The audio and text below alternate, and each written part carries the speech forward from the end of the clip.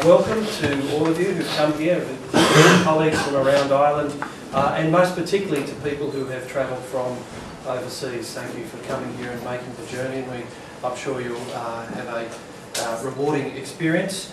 The voluminously named National Institute for Regional and Spatial Analysis, henceforth NIRSA, please, if you even have cause to mention us after this, is a multi- and interdisciplinary social scientific research institute with a commitment to spatially informed research.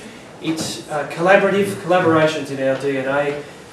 It's in fact a collaborative, and coming from Australia, I find this a really fascinating and very fresh and welcome idea that different universities could collaborate rather than compete and support flagship institution, which is hubbed here, but it's very much owned by other institutions in Ireland as well, including Mary Immaculate College in Limerick, the Institute for Technology in Sligo, and Queen's University in Belfast. So it's very much an all of Ireland institution. Here at Maynooth, we welcome and have the participation of colleagues from a range of different departments. I was going to name them, but I don't think it matters. It's whoever really expresses an interest and wish and identifies with the cause and mission of NIRSA. They're all very welcome. It is truly an open and collegial enterprise. So enough on that. We are very committed to facilitating research collaborations, especially meetings like this one that Karen and Nessa have put together for you and with you. So we're very delighted to have played just a small role in helping to make that happen. But attribution must go to Karen and Nessa for all the great work they've put into putting together this rather, well, certainly rich, and I think I had to have a bit of a lie down after reading it. Really demanding program. Fairly ambitious, and I have to say, I can't help myself, but speakers support your chairs, our session chairs, and keep your time, won't you? I'm sure that the discussions will be productive and go well.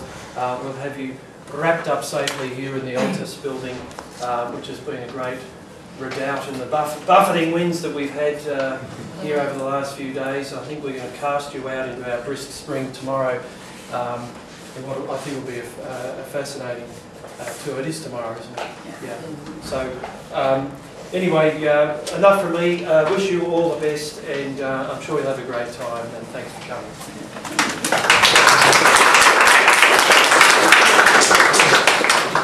Well, Brenden mentioned having a very small part to play. I had an even smaller part to play in this.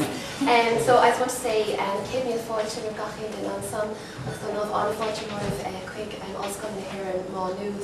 It's unusual for someone from Cork who's resident in Galway to be welcoming people to Maynooth, but that's the way it goes. I won't say anything further other than to say it's an absolute pleasure to have Karen Till in Ireland and in Maynooth, and working here as well in Ireland with people I think that are already interested in issues and narratives concerning space and place and the changing space and place in Ireland, and to internationalise it in a very particular way, which I think is very valuable to all of us working in Ireland.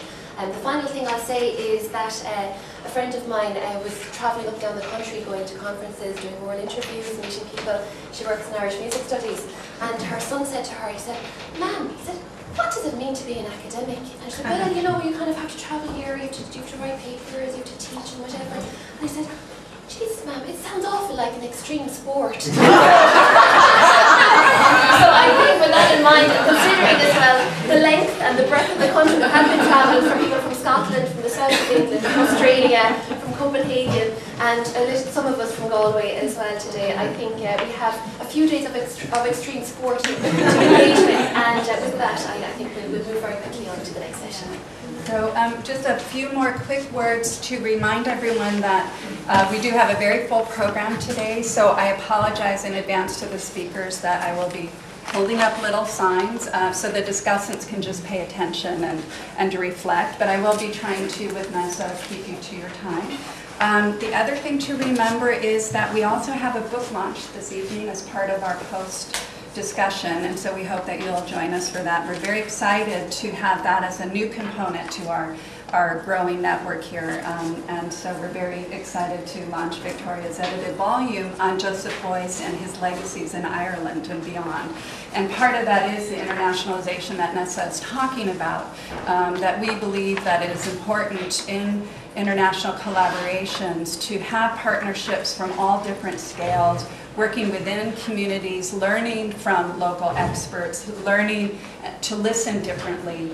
And part of that means creating places and in an ethical way in which we start to understand the different sorts of body maps, the embodied maps, landscapes, the non-human natures that might speak to us differently of past lives. And in doing so, and thinking of our worlds differently, and imagining our humanity differently connected with our multiple environments, what happens then is instead of having this kind of model of a map as a kind of Cartesian logic objective mapping of the world, we move from making maps to mapping as a practice of listening, as an ethical response to care, taking care of places. And significantly, what this means then is that the inevitability of the present moment goes into question. We no longer think about the way that space and time works in the same ways. And instead, we start understanding the richness of non-human natures, the earth, our environments, as well as the different pasts and the continuities and possibilities with past lives and presences that continue to resonate in our humanity and our social relations and structure our lives in the present day. We then begin to respect and acknowledge those presences in ways that enable us to create new types of spatial imaginaries and temporal connections so that we have different capacities for creating and imagining more socially just futures. And this is in fact what brings us together as an informal network of mapping spectral traces. And we believe that we need to have different creative voices, different voices that are normally not heard or respected, different presences given